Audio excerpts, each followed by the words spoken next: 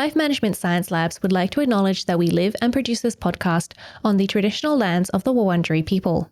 We'd also like to acknowledge the traditional owners of the lands of our listeners and our international colleagues.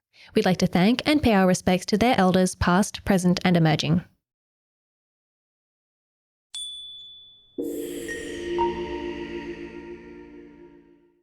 Hi everyone, and welcome to On the House, the Household Management Science Insights podcast produced by LMSL, the Life Management Science Labs. We are champions of life management science, providing structured insights informed by science and inspired by practice on key aspects of conscious living. Each week we bring you scientific and practical insights on each element with the expert knowledge of professionals in the field. I'm your host, Gabriella Joustra, coming to you from Naarm, Melbourne, Australia. Let's begin. Hi everyone, and welcome back to the show. Today we're going to be talking about the science and chemistry of cooking with Professor Chris Thompson, who is a professor and director of education at the Biomedicine Discovery Institute and professor in chemistry at Monash University. Hi, welcome to the show. Thanks for having me. Thank you for joining me. I'd love to get to know you a bit better before we do get started on our topic today. So do you mind introducing yourself? Yeah, so Chris Thompson, as you introduced me, I'm at Monash University. I've had a bit of a strange trajectory. So I did work in the School of Chemistry for 15 years, but I really wanted a bit of a sea change. And a couple of years ago, I moved to what's called biomedical science, where they still teach a little bit of chemistry, but it's more about where all of those different sciences come together for our health sector, so that the science that underpins. So I work there now as the director of education.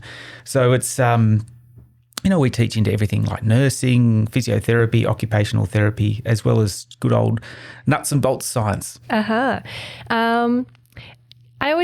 think we always think of biomedicine and medicine as quite separate from, things like chemistry. But I guess really everything is very much connected, which is actually what we're going to be talking about today, which is how chemistry does interact with with us and our own lives.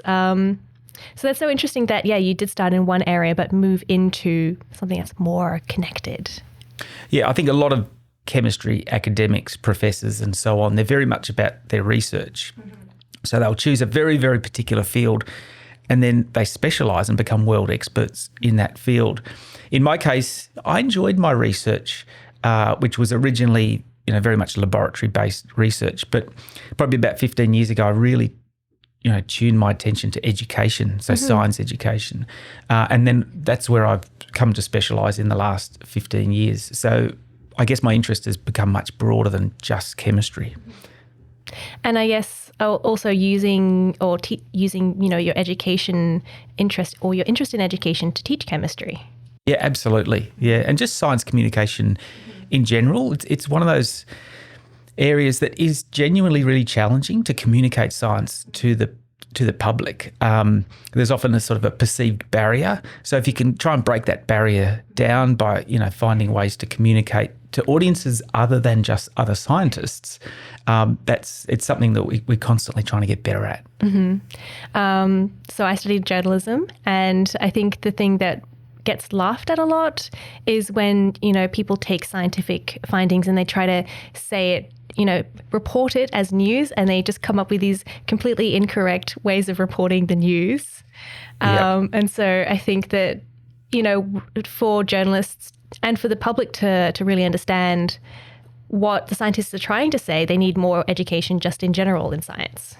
Yeah, absolutely. And I think what people would find is scientists love talking about scientists. So it doesn't matter who it is, whether it's journalists, teachers, doesn't matter what profession, people should feel like they can just reach out to scientists and say, look, I read about this thing. I don't quite understand it. Can you help explain it to me so that we can, communicate this stuff in a way that makes sense to everyone? Yeah, I think something that I've noticed is a lot of the academics I have interviewed, they're really open to just people sending them an email to ask them questions, which I would have imagined would be like a no-go. Like they must get so annoyed with all the questions. So it's really great to hear that everyone is so open to answering these questions. Yeah, 100% open door policy for almost all academics. Great, thank you. And so we're going to be doing that today. I'm going to be asking you 101 questions about chemistry and cooking. But first, I'd like to get to know you a bit better with a section we call Have You Met Chris? So the first thing I'd like to know is, what is your favorite book? Okay, so my favorite book is a book called The Outsider by Albert Camus. So Albert, as we would say it in English, but Albert, he was French. And he actually grew up in Algeria. Yep. So which was a French colony at the time, but in northern Africa. So yes, this really fascinating story. Do you want to hear about it? Yeah, tell me a bit about it. Oh, super briefly. So he was a French existentialist. So the book was written in the 30s, 40s, something like that. But yeah, it's this story about a French man in Algeria, and he shoots this guy on the beach, and he promptly gets arrested, and he sort of delves into this existential crisis. It's actually a pretty short book. I think it's only like 120 pages. But that was a time when, Albert Camus, Jean-Paul Sartre, Simone de Beauvoir, this existential movement. And there were things like, the occupation of France during the Second World War and all those sorts of things.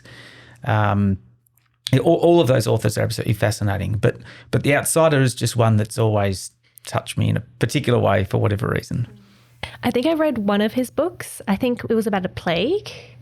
Yes, also set in Algeria. Yes. And really, really moving. And that's also analogous with the French occupation, the German occupation of France or whatever. Yeah. Yes, he's one of those authors that I did enjoy the book, but I also didn't quite understand it. So it's not on my list. I want to read more of his books, but I'm also a little bit intimidated. Yeah. Well, now I know where to start though. Yep. Perfect. And have you enjoyed any movies recently? Look, I don't really watch movies. I know that sounds a bit strange. I really like series, and I genuinely struggled to come up with one movie to mention. So instead, I'm just going to mention that I recently finished watching Star Trek Picard, which I think there's 3 seasons, and it picks up from the Star Trek Next Generation. So I don't know if you're a Trekkie. I'm sure some of your listeners will be. I'm sure. But it was really, really good. So any Trekkies out there, if they haven't watched Picard yet, I should get onto it. Can you tell us a little, it probably links all together with the entire Star Trek universe, but can you tell us just a little bit about what this series is about? Yeah, well, so the original series, there were 7 seasons, and Picard was the captain of the starship. So through all 7 series, it basically picks up his life, 30 years later. And he's an old man now, but he's still, in his heart, he's really still a starship captain. So even though he's sort of moved on from being a starship captain, some stuff happens and he's like, I need to go and fix this problem. I'm going to steal a starship and, go and be the person I used to be. And slowly but surely they actually rope in all of the old characters from the original series. So for anyone who was into it, it's highly nostalgic. But more importantly, that series, it's just about humanity. It's just like they're always tackling ethical questions, and they're intrinsically all good people, dealing with lots of bad guys, of course. And so they, that whole series is always about an ethical conundrum and how they sort of navigate their way through it. Would you say, for someone like me who hasn't watched the original series, would you recommend starting there, or do I have to watch the original 7 series first? So that's a good question. I think either or. Okay. If you felt like you didn't have 7 seasons and then another 3 in you, I think you could just pick up from Picard. There might just be a couple of references that you don't know about, but I think you'd be fine. Because I've been intimidated by the Star Trek series because there's so many of them. I'm interested in watching them, but do I want to start with the old ones and have to work my way through? It's a bit like watching Doctor Who from the beginning. Yeah, absolutely. And the very original Doctor Who, that was a long time ago. Yeah. The special effects were not particularly special. Yeah. Which is sort of true for the original Star Trek as well. So that's a bit... I'm not a big fan of the original Star Trek, because it was just a bit too early for me. We'll go with that. Yeah. Okay. So glad to hear that you can start from the new series, because maybe it's a good way to start, and then after you've had a taste, you can go back. Yep. Yep. And do you listen to any podcasts? Yeah, I do. So completely unrelated to today's topic. Uh-huh. During, trying to think when it was like 2019, 2020, I just started listening to a lot of podcasts about American politics. And, this is the Trump era when he was president. So, there's some pretty interesting things going on. I'm not going to, sway to any particular side of politics in my analysis here, but I mean, there's so many politics podcasts for American politics. But there's a lot of conspiracy theories in American society as well that have been really feeding into American political narratives, things like the QAnon movement and all these sorts of things. So there's a podcast called QAnon Anonymous, and they kind of basically just process some of the crazy stuff that happens in the conspiratorial world of the United States. And there's another one which is actually just called Conspirituality. And so it's where conspiracy theories intersect with spirituality of all different sorts. And these guys just sort of break down all sorts of different cults and subcultures and those sorts of things. It's very US focused. So for me, I think it's kind of a bit of escapism. Yeah. Australia politics not that bad. Look at America. Yeah. Yeah. I mean, I do love like a conspiracy theory. Like I always sort of scoff at them. Who can believe in them? But it is fun to like hear about the crazy things that people believe. 100%. Yeah. And do you have a role model? Yeah, it's simple. It's my mother. So my mother was she was a teacher. She went on to become a principal, so primary school. So obviously I'm passionate about education, so I think it's in the genes. But I think it's more about what I learnt from her in terms of not just being a teacher, but going on and being a principal. So you're a leader, right? In a complex organisation. In this case, it's focused on education, but it's so much more than education. You're dealing with colleagues, you're dealing with parents, you're dealing with school kids. Just watching her navigate talking about ethical conundrums, watching her navigate some of those ethical conundrums. And she has this one saying, it is, you can't keep all the people happy all the time. It's so simple, but it's become, for me, that's become like a catchphrase for which I live my life. So in my current role, Director of Education, there's lots of stuff we're often tackling, lack of resources, change in policy from the university and so on. A lot of people get upset. So my job is often about just navigating that path where we keep as many people happy as we possibly can within the framework that we exist. But I learned that from my mum. Yeah, mums are so important. Because, I mean, who shapes you from the youngest aspect of your life? And sounds like she was a really great role model, very relevant to who you are now as well. Yeah. And have you done any courses that have inspired you? This is going to sound really bad. I haven't done a course in a while. I've done a few leadership courses at Monash, and again, they were sort of useful for navigating like complex organisational structures. But when I was thinking about a course, which might be interesting for our conversation, I was actually thinking of another podcast. So it's not technically a course, but it effectively is. It's called The Golden Age of Islam. And I'm not personally religious of any persuasion myself, but I'm a scientist. I've never really studied a lot of history. So I've actually found my entry into historical stuff has been through podcasts. And I really didn't know anything about Islam and its history and how it spread geographically over different centuries and so on.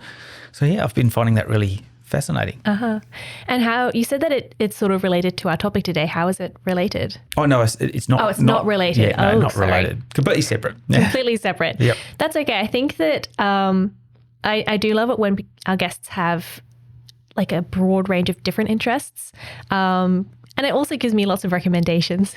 Cool. Yeah. So thank you for sharing those with us. Now, I like to start our interviews with a few definitions, just so we know what we're starting off with. So how do you define household management? Household management. Yes, I was thinking about this and how I'd sort of concisely break that down. But it's processes which which save time. Like time is one of those things, like we all suffer from not enough time in our lives. There's not enough hours in the day and those sorts of things. So processes that make things more efficient. There's also processes that make things cheaper. Yep. So where we can save money. Today we're talking about chemistry and cooking. So if I was to choose a completely different example, because we can talk a lot about chemistry and cooking, but like energy usage. So your cost of living crisis in Australia and I think the rest of the world at the moment, people are trying to save every penny that they can. You can actually save a lot of money on your electricity bill if you understand how electricity works. So we're thinking about household management with respect to electricity. So most households, they pay peak or off-peak prices for their electricity. But if you ask most people, they say, well, when's peak and when's off-peak? They don't actually know. Do you know?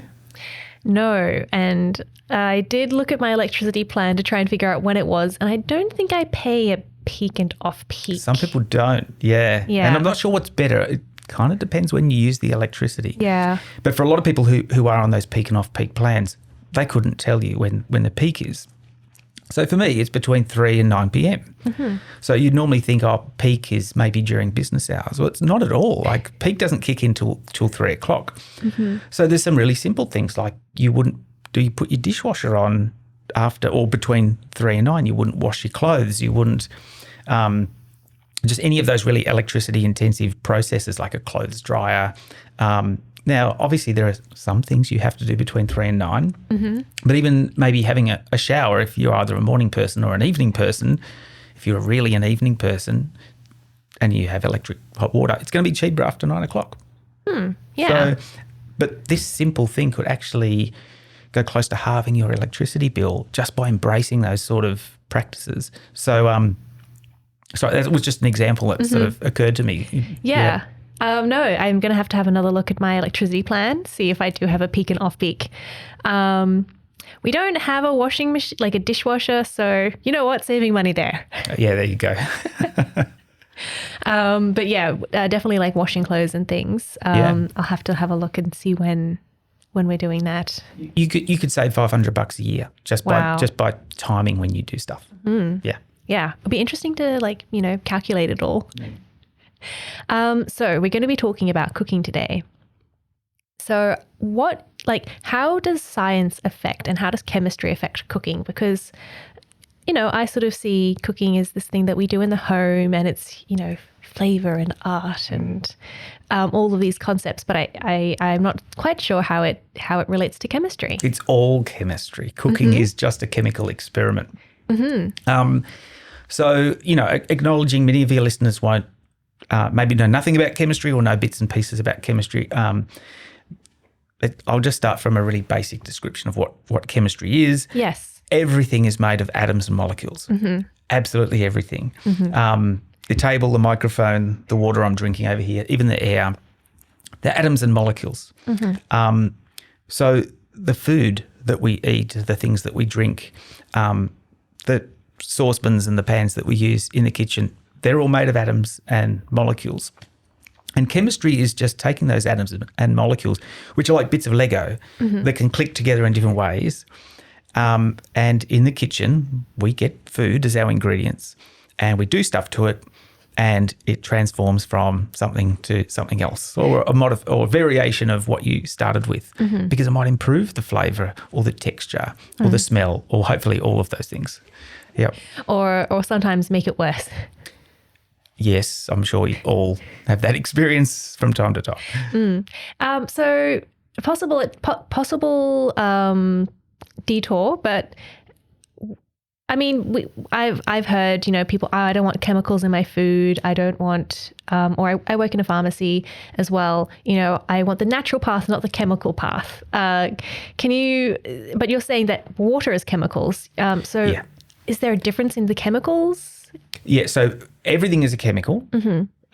We just have toxic chemicals and non-toxic chemicals. And actually, every chemical is toxic by definition. So, for example, I know the water was supposed to be out of shot, but This is a toxic chemical. If you have more than 70 grams of this per kilogram of body mass and you consume that, you'll die.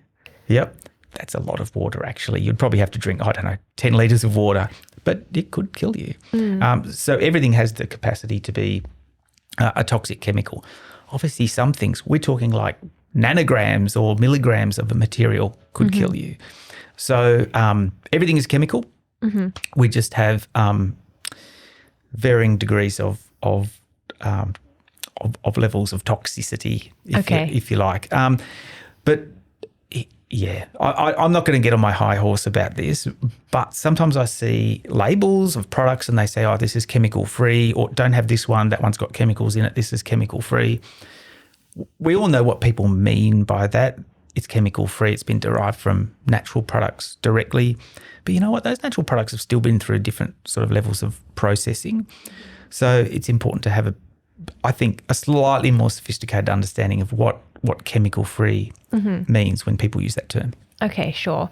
But today we're just going to talk about, I guess, probably more natural food in quotation marks and how, cooking affects all these different chemicals. That's correct? Yep. Great. So you have explained this a little bit, but why do we need to know this?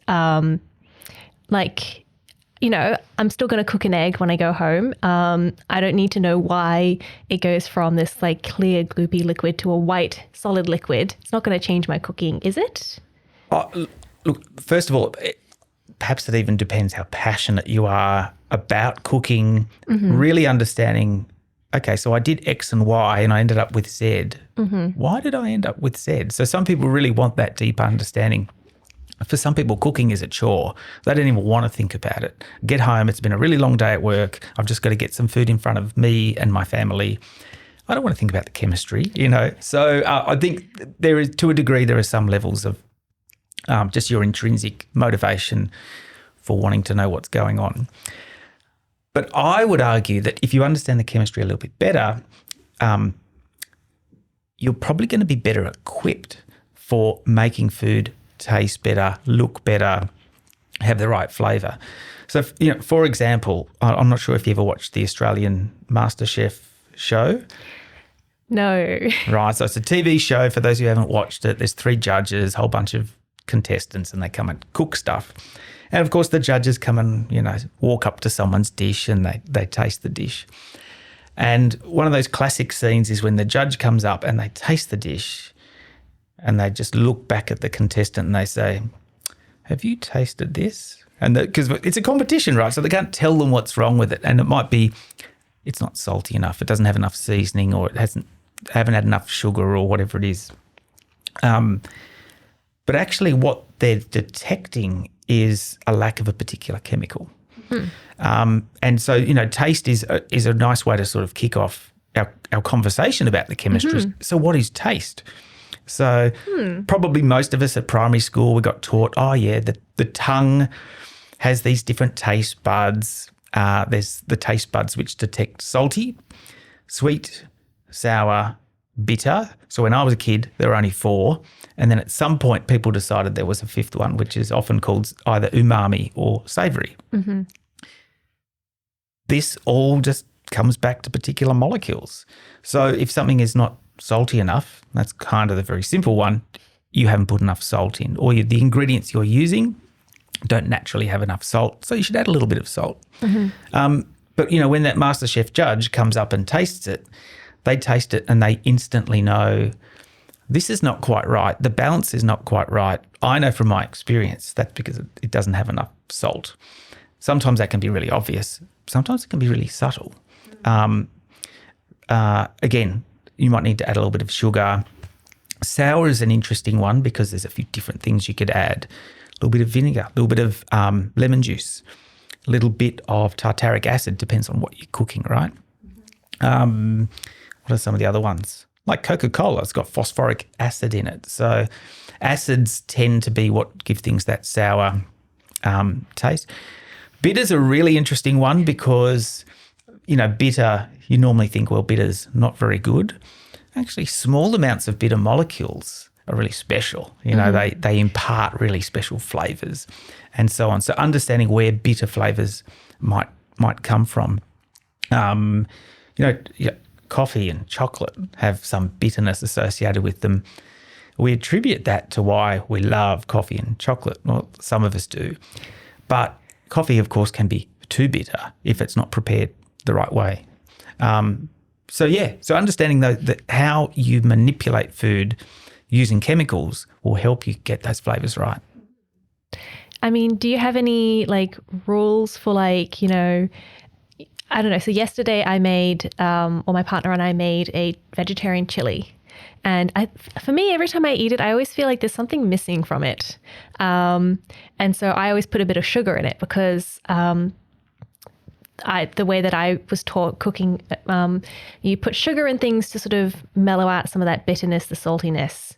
And it tasted better to me, but something's still missing. So how can I kind of figure out what's the right balance? See, this is the chemistry now. So this is where the science kicks in. Mm-hmm. So it's experimentation. Okay. So when people think about science, they often think, someone wearing a lab coat, goggles, experimenting, sort of doing weird things in a laboratory. Kitchen is just a laboratory, right? So if people don't feel like they're good cooks, they should just experiment. They should just play with things. So I don't know what the answer is for your vegetarian chili, right? But I would keep playing with maybe you've added sugar, but maybe you still haven't added enough sugar. Maybe it's more salt that it needs. Maybe it's the umami. I mean, have you ever considered adding half a teaspoon of Vegemite? What a bizarre thing to do. But that could transform that vegetarian chili, right? So are you vegetarian? No. Okay, right. So vegetarian is an interesting one, or people who have plant-based diets and so on, because meat, it does impart some very particular flavours for a lot of people. They feel like they can't live without those flavours. So for plant-based foods, the flavouring and the spices become even more important, and you can even simulate some of those flavours that you get from things like meats and so on, and dairy. My main issue with the vegetarian chili is that I did actually make a meat chili. In my household, we eat mostly vegetarian and some meat. I made a meat chili, and I was like, oh man, this is so tasty. And every time I make a vegetarian chili, I just think about the meat one that I made. Yeah. Look, I mean, some of these plant-based options are getting pretty good. So there's lots of plant-based mince type products and so on. And again, as a chemist, I look at these products and I think about them chemically. So, for example, the vegetarian mince products that you can get, they're made from pea protein. Chemically, there are some differences, but actually they're pretty subtle differences. They've processed the pea protein, so it's starting to take on not just the flavours but the textures. The science of plant-based proteins has come a long, long way. Because I do wonder sometimes, we buy the vegetarian burger patties and I look at the ingredients list and it's like processed soybean flour.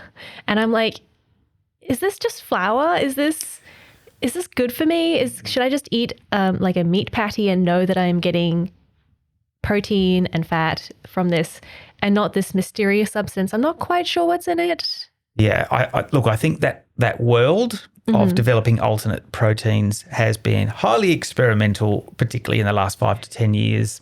I've seen some strange products on the market. I like them, so I keep eating them.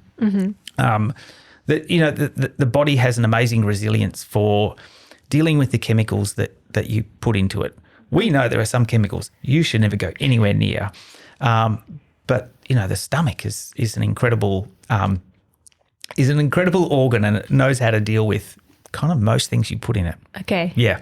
So don't worry too much about it. Don't worry too much. Okay. Yeah. Okay. So you've talked about taste and how that influence and how that is related to chemistry. What are some other sort of examples you have? Look, I have to today talk about one particular reaction, and I'll talk about others. So for listeners who don't know what I mean when I use the word reaction or chemical reaction, it's quite simply when you bring some chemicals together and they interact with one another, and new chemicals are formed. So that's a chemical reaction. How do they occur? Usually if you just bring two chemicals together, in most cases they don't react with one another. So you have to add some energy that might be in the form of usually heating, but it could even be mechanical energy or light energy. So in the case of food, it's usually we heat stuff up, we cook it, we boil it, we do things like that. But you're adding energy to get those two chemicals. Like I said, they're like Lego pieces. So it almost pulls the Lego pieces apart and then puts them together in a new way. And so something that my partner and I discovered recently is you make a much better vinaigrette if you don't just mix the vinegar and the oil, but if you actually whisk them together. Is that an example of like a reaction from like movement energy, kinetic energy? In that case, that's more of a physical change. So let's start with that actually. We'll talk about physical changes and chemical changes. It's all chemistry. Yeah. A physical change is like the simplest example is boiling water. You start with liquid, you finish with a gas. Yes. You start with water, you finish with steam. That's a physical change. Making a cup of tea is probably still a physical change. There's some yummy molecules in the tea leaves. By putting those tea leaves in very hot water, you effectively pull those yummy molecules out of the tea leaves because you don't end up drinking the tea leaves, not if they're strained properly. You just have the liquid that's left over, which of course went from being clear to being golden brown colour because it's pulled those molecules out. But you haven't changed those molecules. Okay. They're the same molecules. So they're physical changes. So that vinaigrette, there were probably some things dissolved in the vinegar, if it's like a good balsamic or something, and maybe some of it's infused across into the oil and so on. Depends on your dressing recipe. But they would be physical changes. So a chemical reaction is, you're actually creating new chemicals. Okay. So let's go with a reaction, a very particular chemical reaction called, so it's spelt Maillard. It's not pronounced Maillard or Maillard. It's a French term, and my French is terrible, but it sounds more like Maillard. But is possibly the most important chemical reaction in food cooking. Okay. So very simply, if you have sugars and you have proteins, so amino acids and proteins and so on, those two things can react with one another, and the result is some of the most amazing flavours that, in terms of taste and smell, that you could possibly want in food. Simple example, baking bread. Everyone knows that smell. You walk into someone's house and they've just been baking bread, and it's like, it's like sunshine. Yep. That smell is a result of this reaction between sugars and amino acids. Okay. So, and most things have both sugars or might originally come in the form of starch. So if you're talking about bread, the flour has starch in it. It also has gluten in it. So wheat flour is about 10% protein. You bake it and these things start reacting with one another and they start forming new molecules. It's actually quite a complicated chemical reaction, so I won't go into it. All that matters is you start with these two molecules, you finish with a bunch of new molecules, and they're amazing. But as a cook and thinking about the chemistry, how do I make sure my reaction products are going to be the best? Temperature matters. pH matters. In other words, how acidic or how alkali something is. So, for example, the reaction works best between 150 and 170 Celsius. Really? So, yeah, you know when you get a recipe and it specifies a very particular temperature that the oven should be set at? It's always 180. So if at 180, the food itself won't get all the way to 180. So it's often set a little bit higher so that you get to 160 or 170, the actual product. Okay. Which is also why you eventually have to take it out of the oven because it will eventually get up to 180. And you think about, sometimes it's like, oh, is it a fan forced oven? because if it's a fans forced oven, it has to be 10 degrees lower because the heat transfer happens more effectively in a fan forced oven. So it's 180, but if you've got a fan forced, do it at 170, for example. What about so we're talking about bread. What about the baking, the thing you're baking on? So I've seen a bit of, talk about, silicon versus metal. And then my dad also, for his Christmas cakes, he uses wooden boxes. Ooh. And Wow. I assume that would affect how heat transfers into the baked good. Yeah. I must say, I've never cooked with a wooden box. That's cool. The only thing he uses it for is Christmas cakes, which he bakes long and slow. It's bakes for 8 hours. Wow. What temperature? It'll be much lower, right? I think about 140, but I'm making that up. Well, yeah. If something's cooking for that long, the Maillard reaction does actually kick off at 140. Okay. Yeah. So you probably would never cook anything lower than 140, but if you're doing it for 8 hours, you can be as low as possible. And the benefit of cooking something at a lower temperature is you don't get some other chemical reactions happening which you don't want. So, for example, burning or charring, that can kick in from, sort of 175 onwards. Okay. And you end up getting these competing reactions. So what you're looking for is this sweet spot. What's another great example of the Maillard reaction? So onions, right? How many recipes start with put the onions in the fry pan first and fry the onions for 2 or 3 minutes before you add all the other ingredients? Onions have sugars in them, lots of fructose as it happens, and there's some amino acids in the onions. Again, for those who've watched MasterChef, they'd remember the judges saying, "Oh, you got to caramelize those onions," Actually, it's not completely caramelization. So caramelization is when sugars react with other sugars. The Maillard reaction is when sugars react with amino acids. And when you get that beautiful browning of your onions, predominantly from the Maillard reaction, you actually get a bit of caramelization and a bit of Maillard. Let's not get too into the details, but if that fry pan's too hot, all you do is burn the onions. You don't get these beautiful flavors. I mentioned that pH, the acidity level, is also important. So the Maillard reaction works better if it's a little bit less acidic.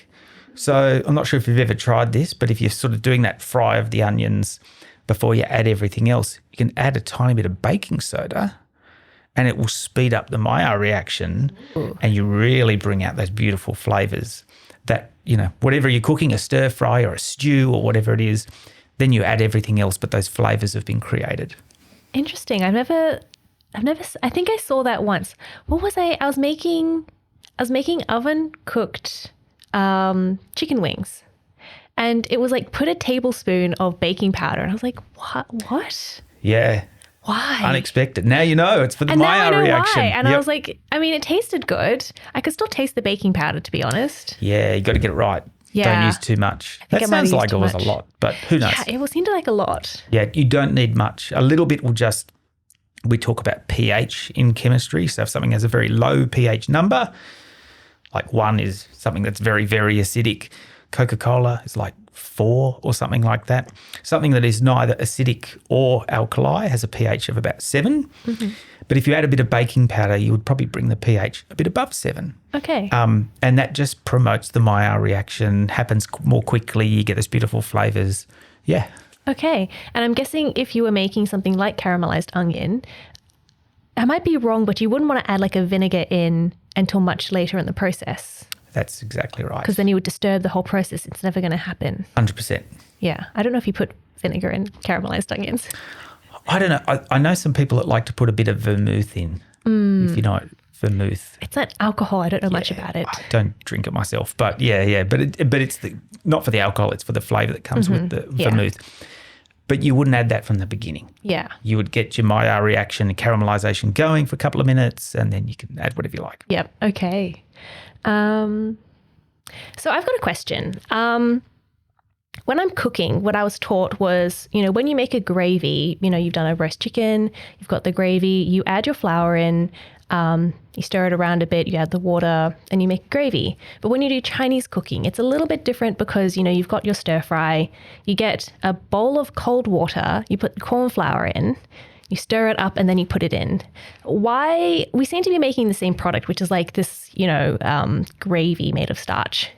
Why are we using different products and why are we using different techniques? Yeah, look, I think the first part of the answer there is just cultural. So in terms of what materials do we have access to historically, and that kind of feeds into that. So, historically, probably didn't have a lot of wheat flour in China. Actually, in China today, wheat flour is used very routinely, so historically might have been more like rice flour and so on. And I'm guessing it's the same for the gravy, which I got from my Dutch side. Yep. Not a lot of rice. Exactly. In the Netherlands. Exactly. So there's this sort of historical angle to that as well. But they do also have different chemical makeup. So wheat flour, I think I've got my facts correct here, has a higher protein content. Okay. So wheat flour, as I was saying earlier, I think it's close to, it can be anywhere from 10 to 16% protein. It's often what we call gluten. So people who are gluten intolerant, like they can't even handle even tiny amounts of the protein that is found in wheat flour. So that's what gluten is, which is why they can handle stuff that's made from corn flour perfectly fine, because it's a completely different material. It does have some protein in it, but nowhere near as much. So corn flour is often regarded as, like a really good source of pure starch. It's not completely pure, but it's pretty close to pure starch. So there's this difference in that ratio between how much, I haven't used this word yet, but carbohydrate. So carbohydrates, sugars, starches, and so on, and proteins. Yeah, so it's a different ratio. It's going to give you different kind of properties, like the cloudiness, for example, in those gravies. Okay, so there are different types of starches, and they do different types of things. And I'm guessing you also have to treat them differently as well? Yeah, so yes, starch is this spectacular molecule. I absolutely love starch as a molecule. So first of all, it's a massive molecule. We talked about sugars a little bit. There are different sorts of sugars. The sugar that you sprinkle on your cornflakes or that you put in your coffee is what we call sucrose. Most people have probably heard of glucose. Maybe some people have heard of fructose. These are just different sorts of sugars. Ultimately, our body takes all these things we put in our mouths and process and turns it into glucose. Our bodies use glucose for energy. Starch is just a really, really, really, really long molecule made of lots of glucose molecules stuck together. We call it a polymer, but it's just a chain, right? So going back to your question, where we get our starch from, there'll be slightly different structures of the starch. Just biologically, they might exist in slightly different forms and they'll have slightly different properties. So whether it's rice, whether it's potatoes, whether it's wheat flour, corn flour, all pretty similar, just slightly different, depending on what food sources they've come from. Okay, so what are some things, like what choices should we be making, I guess, because they are slightly different, but they're mostly the same. Like, can I just substitute if I'm making a cake? Let's say my friend is gluten intolerant. I'm making a cake with flour and I'm like, okay, my friend can't have gluten, so I'm going to substitute with rice flour instead. Yep. Now you said that there's a lot of there's the protein gluten in flour, but it's not in rice flour or corn flour. So what's going to happen to my cake? Yeah, I think one of the reasons why wheat flour is so popular around the world is it has this really nice balance between the carbohydrate and the protein that's in it, which is, as you said, gluten. And gluten has some cool properties. So it has this elasticity. So once you start working with it in the form of flour, it has some elastic properties. So when you bake, when you're baking something, you want all this air to get captured, like you want your cake to rise, and that's because all this air has been captured in there. gluten imparts properties which helps it rise. And, you've got to do a few other things as well, like most cooking has eggs, or you might use self-raising flour to help the raising and so on. So if you went to rice flour, suddenly you don't have those elasticity properties from the protein that's in the rice flour. You're just not going to get as good a cake. You're not going to get that fluffiness necessarily. I must admit, I'm fine with gluten, so I've never even tried cooking a gluten-free cake. But for those people who can't eat gluten-based breads, and they have things like spelt bread and so on, you've probably had these things yourself. Perhaps they have different textures. They're often much kind of denser because they just don't rise in the same way. Yeah. Yeah. There are ways around it, such as playing with the other ingredients, the cooking temperature. Like you said, your father baked a cake for 8 hours. So you can get cakes to rise if you lower the temperature and just cook them for longer. But yeah, there's some chemistry magic going on there as well.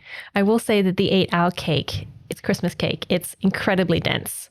Right. Yeah, if you dropped it on someone, they would notice. Oh, right. Okay. It also lasts for a year, so. Wow. Okay. It's a special cake. It's a very special cake. Yeah. I can't eat it.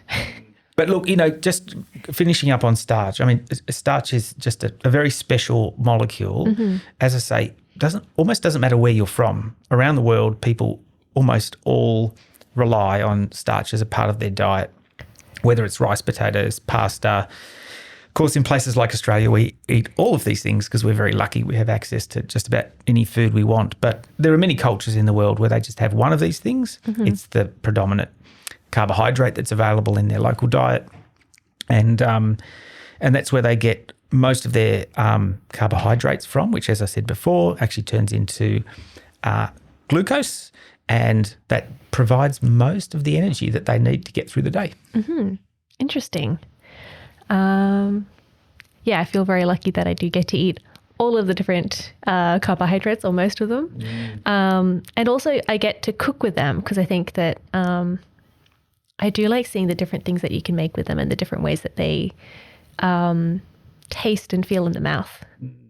Yeah. But, this podcast is all about, household management, so, there are just those little things. Now, some people learn these things because they were handed down through family members and so on, but it's all chemistry at the end of the day. If we're talking about pasta sticking to itself, at the bottom of the pot, or sticking to each other, things like spaghetti and so on. If you understand the chemistry, the only reason that pasta is sticking to itself is the starch on the outside of the pasta. Mm-hmm. In those first 30 seconds, it's in the hot water. You heat up the starch. It's enough to turn into glue. Just for that brief moment, pasta all sticks together. Mm-hmm. All you got to do is stir it. Okay. People go, you got to add oil, you got to add salt. No, my grandmother told me you got to do this. You just got to stir it.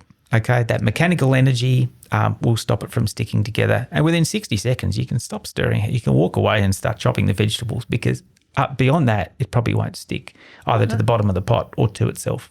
I always thought that you had to stir not the entire time, but when I cook pasta, I put it in, let it get a little bit soft, and then push the rest of it in if it's not fitting. And then I give it a stir, and then 5 minutes later I come and stir it again. And then 5 minutes later I come and stir it again. Yeah, there's one pasta which really misbehaves. I love it, but it's the one that sticks, fettuccine, because it's got those flat surfaces. Yeah. So you've got the perfect surface area for it to stick together. Mm-hmm. Whereas spirelli almost never sticks to itself, if you know what I mean. Like it's because of the shape. I guess, yeah, because then you'd have to have two pieces really interlock with each other to touch each other properly. Yeah, that's right. I'm not sure if this is something that you would know, but when you cook pasta and it boils over and it creates this big mess. So do you know what's causing that? And people have the techniques where they say put a wooden utensil over it, or don't put a lid on it, or do all these different things, So what's causing that? Yeah, so that foam that you get above is, so it's called an emulsification. and you can make emulsifications in all sorts of different ways. And the reason why it's so diabolical in this particular case is because the water is boiling, so you're generating a lot of gas. The foam that you get on top is really, really good at capturing that gas. So it's effectively capturing gas in lots of bubbles, and as you don't even need too much of this foam. It's just really good at capturing the bubbles, and so it slowly sort of rises to the top. I think the wooden spoon, it just helps pop the bubbles. Okay. I think it's as simple as that. But I think we've all seen that on YouTube or hacks, and I've tried it. It doesn't seem to work for me. Yep. I just take it off the heat and keep putting it back on again, and then taking it off the heat. Do. Yeah. Yep. Exactly. But yeah, that's an emulsification. I mean, when you make meringue, so you get the egg whites and you add your sugar, usually bit by bit, and then you stir it, and you get this amazing foam. It's just trapping gas. So the mechanical energy with the whisk is bringing air into it, and it just gets trapped in little bubbles. Yeah. And is that why, if you make a cake and you have the eggs, you whip the eggs separate, you have to be really careful with folding it in so you don't, I guess, crush the bubbles? Yeah, exactly. Yeah. Interesting. What are some other challenges that people have? We mentioned, the pasta sticking to each other. What are some other challenges, and how can we solve them through chemistry? I mean, if we just talk about meat, just as an example, some people struggle to get their meat just right. They always overcook it or they undercook it and so on. There's not necessarily a super simple answer to that. I mean, a lot of experimentation, a lot of trial and error. Do your homework. Particular cuts of meat will cook at very particular temperatures, in very particular ways, sometimes in even very particular sorts of saucepans or frying pans. And it'll come down to, so meat, for example, most meat, as we often call it, comes from skeletal muscle. It's mostly protein, a bit of fat. It's actually about 70% water. Our bodies are 70% water, right? So meat is pretty much the same. But the way the protein molecules are all kind of folded together in different meats is completely different. Bacon's different to steak, is different to chicken. And so the way that you cook these things is going to be completely different. Do you need to understand the fine details of the chemistry to know how to cook different cuts of meat? Probably not. But once again, sort of having that extra layer of a little bit of chemistry background, I think helps you understand why those different meats will cook in different ways. Again, Maillard reaction, super important. So, if you're trying to brown the outside of the meat, if you heat it up too much, you burn the meat. The burnt barbecue meat, it was just too hot. It's really as simple as that. That might sound really obvious, but I think the trap that people fall into is, I'm really hungry, I've got to feed the family, I'll just turn it up a bit. That's me. Right. I do that. Yeah, because we're starving, right? But actually, you're just going to end up with a not as tasty product, because, for example, the Maillard reaction, you pushed it beyond that 170 degrees Celsius where it likes to operate. You pushed it to 175, 180. Suddenly you are burning rather than making these beautiful molecules that give us the beautiful flavour. And the other thing I find is you also end up then with raw insides and burnt outsides. Yeah. Because my guess is the heat hasn't travelled through into the centre enough yet. Yeah, 100%. Yeah. Okay, so follow the instructions. Follow me. Yeah, exactly. Yeah. Okay. So do you have any tips on, how to keep produce fresh for longer? Because, I'm sure everyone's experienced this. You buy an avocado, it's maybe a day or two from being ripe and you have it in the fruit bowl and then all of a sudden it's brown. Yeah. Or you cut it open, it's perfect, and then the next day you go back and it's no longer edible. So do you have any tips there? Yeah, and avocados are expensive, right? So we don't want to waste our avocados. Yes. So they're a really nice example, and this is also true for apples and bananas, which, I know tend to last a little bit longer. but even bananas, they can look perfect, or you think they're slightly green. I'll buy them today. They'll be ripe tomorrow. Sometimes 2 days later, it's like, oh, they're brown already, So there's really interesting chemistry going on there. My mother always taught me, this is my mother again, woman of wisdom, you buy an avocado, it's not quite ripe, you put it in a brown paper bag. I don't think she knew what the chemistry was, and she wasn't able to tell me what the chemistry was. It was years later I came to understand that as an avocado is ripening, it gives off a gas. The gas is called ethylene, and that ethylene helps the avocado ripen. So if it's in a paper bag, it's trapped in there with that gas, so it helps it ripen. Whereas if you'd left it just in the fruit bowl by itself, or even worse, in the fridge, where it's colder and it doesn't produce that gas as quickly, it might not ripen as quickly. So yeah, super simple example. Apples do the same thing. Bananas do the same thing. You can even put your apple, your banana and your avocado in the paper bag together and they'll help each other ripen. And then you get to the point where, okay, so now it's ripe. I bought 5 of them because they're on special. I can't eat 5 today, but they're all ripe today. Just get your avocados, put them in a plastic container, cover them in water. They'll stay in that perfect ripe state for weeks. Really? Like weeks. Yeah, because you have completely slowed down that process. There's no gas. Even if gas is being produced, it bubbles out of the water, so the avocado doesn't get exposed to that gas. Okay. And trust me, I've done this and my avocados lasted for weeks. And do you put it in the fridge? Yeah. Okay. Because, I don't know, the idea of having... I have seen it where people are like, if you want to keep this vegetable for longer, put it in a bowl of water in the fridge or a box of water. And I kind of feel, maybe it's just me, my misconception, that if you put something in water, it's just going to go off faster, or it's going to be like a breeding ground for bacteria or something. Yeah, and which would be true for some food products, but certainly vegetables, not at all. So, there's a process called osmosis. It's just the way that water moves in and out of cells. Our celery, always keep it. We've got one of those nice flat Tupperware containers, and as soon as we get a celery, bring it home from the supermarket, we chop it up straight away, and we just put the long bits of celery in one of those flat Tupperware containers, cover it in water, straight into the fridge.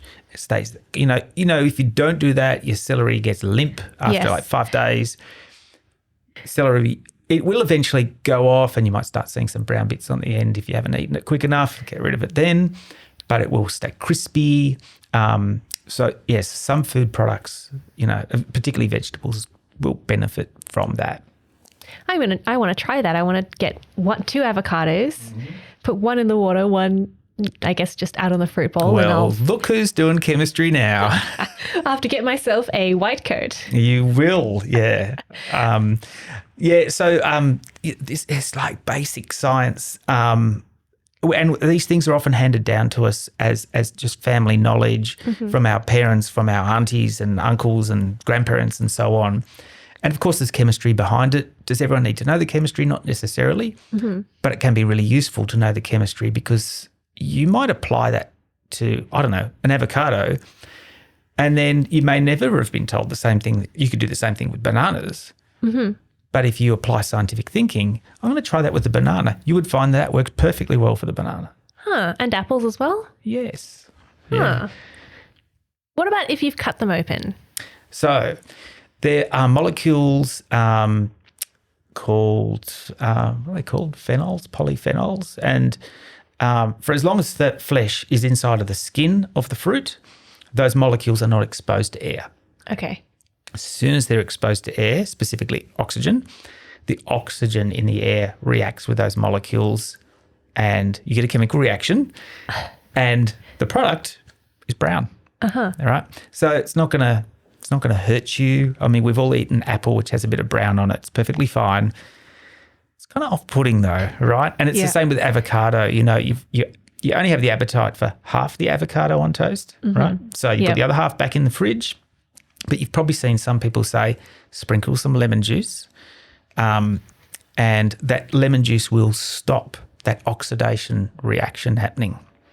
The other thing is, just get some clean film, Glad wrap, and just cover the flesh of the avocado, because then the oxygen is not touching the avocado. Okay. So it doesn't go brown as quick. I have heard of like lemons with apples. Yeah, same but then thing. it tastes like lemon. Yeah, that's the catch. Yeah. See, when I have avocado on toast, I'm putting lemon juice on anyway. fair right? enough. It doesn't matter. But yeah, so that's the catch. But the acid in the lemon juice is what's stopping that chemical reaction take place, which gives rise to the browning. Okay. I am going to go home and do some experimentation. Yeah. The other one, which, I wanted to share with you today is just with onions, because, again, it's one of those ones, chopping onions makes you cry. Have you ever noticed that sometimes it doesn't? Like some days you chop like 3 onions, it's like, I didn't get teary at all. And then another time you'll like chop half an onion and it's like water pouring down your face. Basically, there are cells in the onions.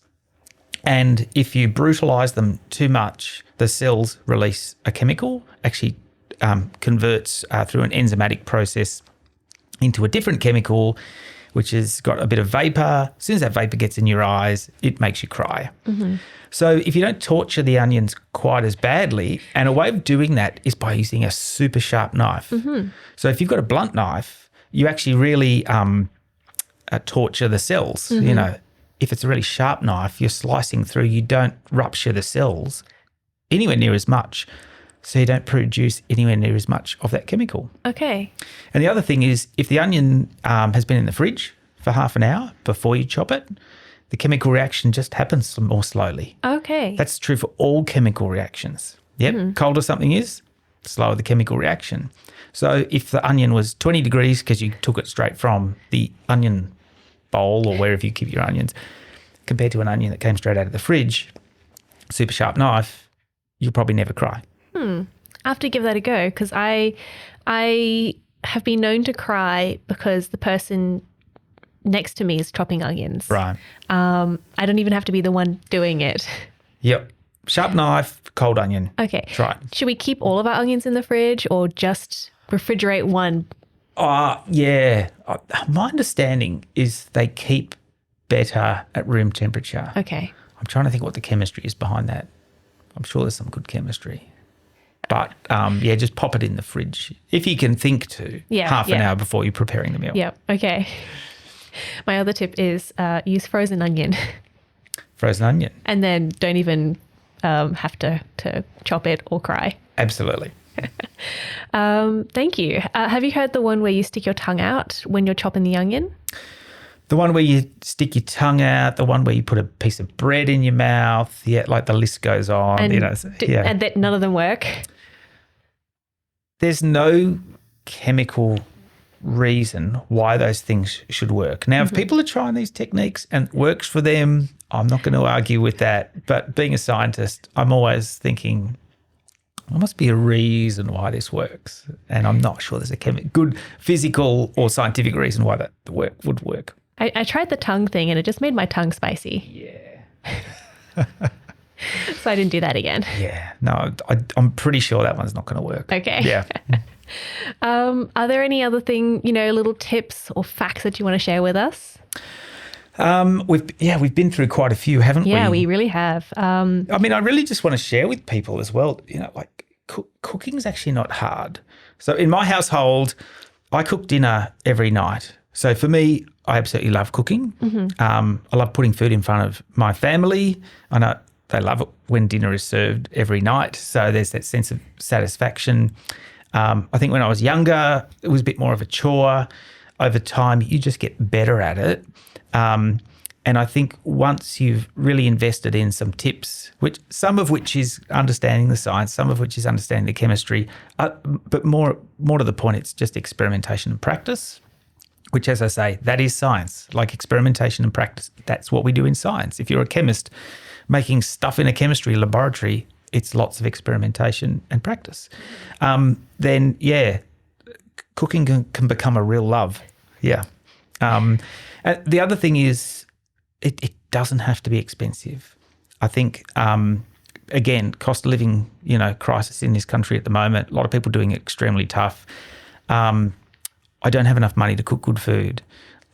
Sometimes a little bit more effort has to go into it, like so going to the markets to find really cheap fruit and veg, but it's often the freshest fruit and veg. But it might mean that you still have to go to Coles or Woolworths or Aldi or wherever you shop, and you've got to make that extra trip to the market. Or maybe half the veggies you want are on special at one supermarket and the other veggies you want are on special at the other supermarket. So it means going to both supermarkets to save $20. Mm-hmm. So there's that level of effort, but good food, it shouldn't destroy your budget. You've just got to sniff it out. Yeah. I guess there's the time and money aspects that you've kind of got to weigh up. Yeah. And you can sort of, I guess, disregard both and have a really terrible meal. But if you're, being a bit picky or just thinking a little bit harder about it, it's not too hard to make something good. Yeah. Yeah. Great. Thank you.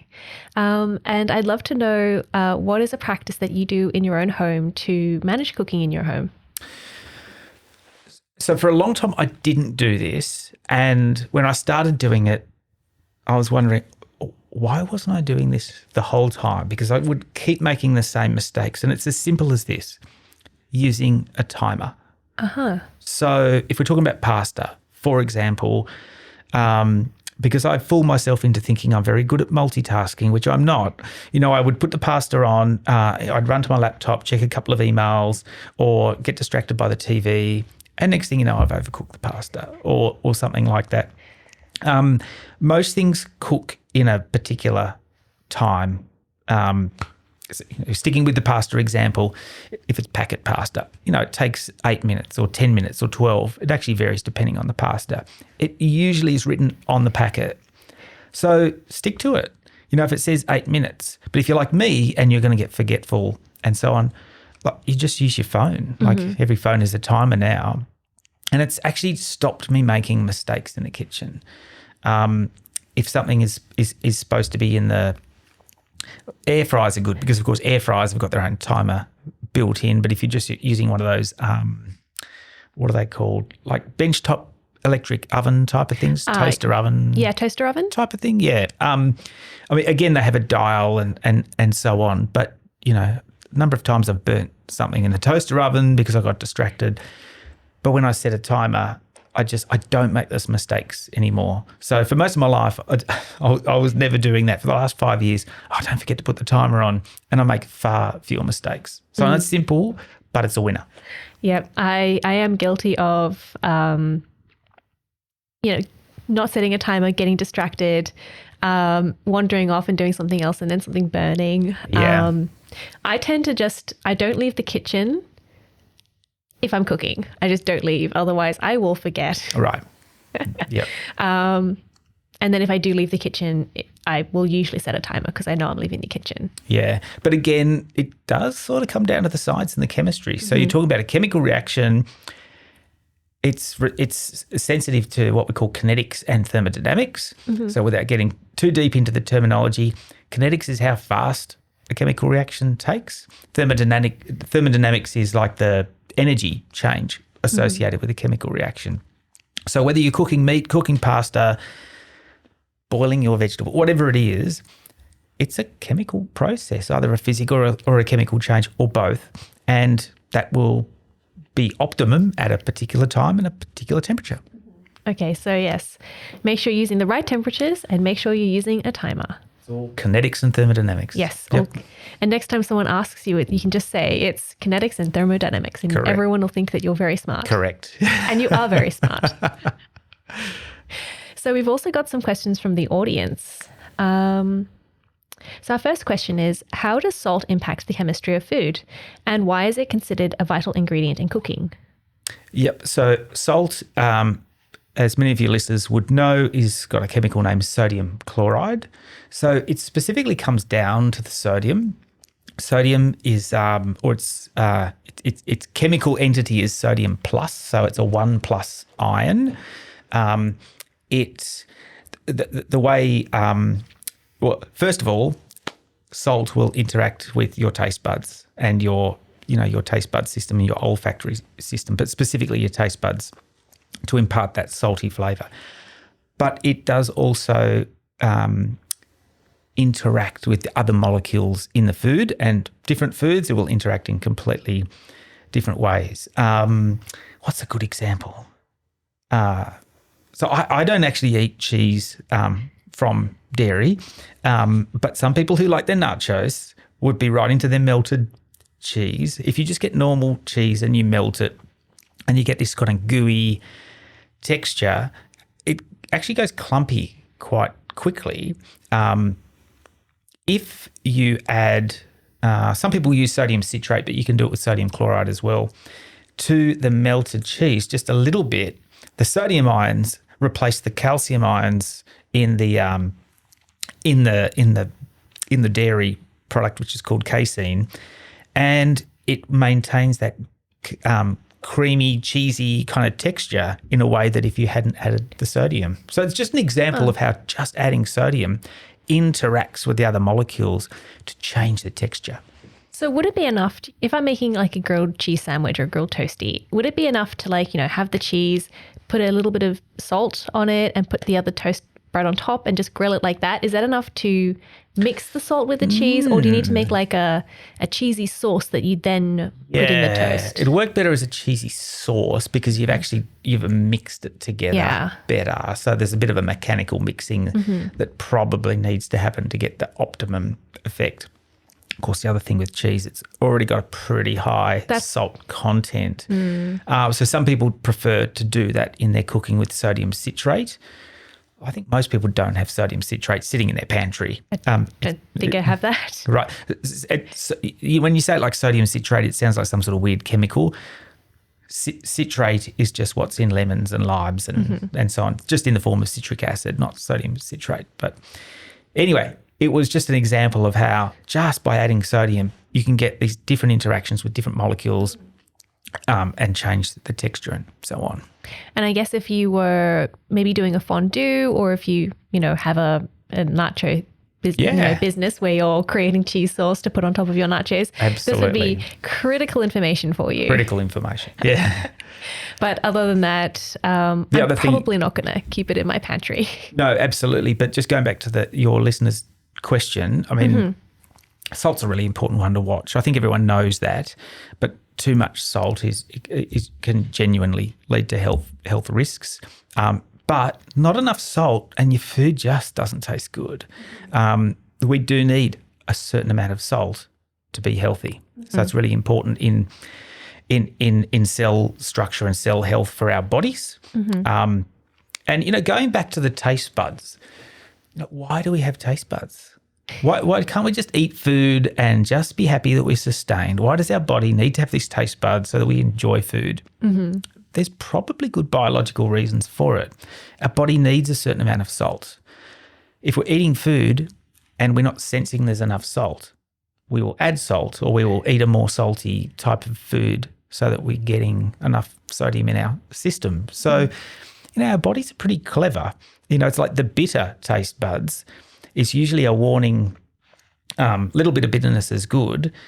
But if we were to go back thousands and thousands of years and we're picking leaves off trees and doing all those sorts of things, if we taste something and it's extremely bitter, actually it's probably a sign that there's a toxic chemical, because a lot of toxic chemicals are by nature very bitter. And that's our body telling us, stop eating that thing.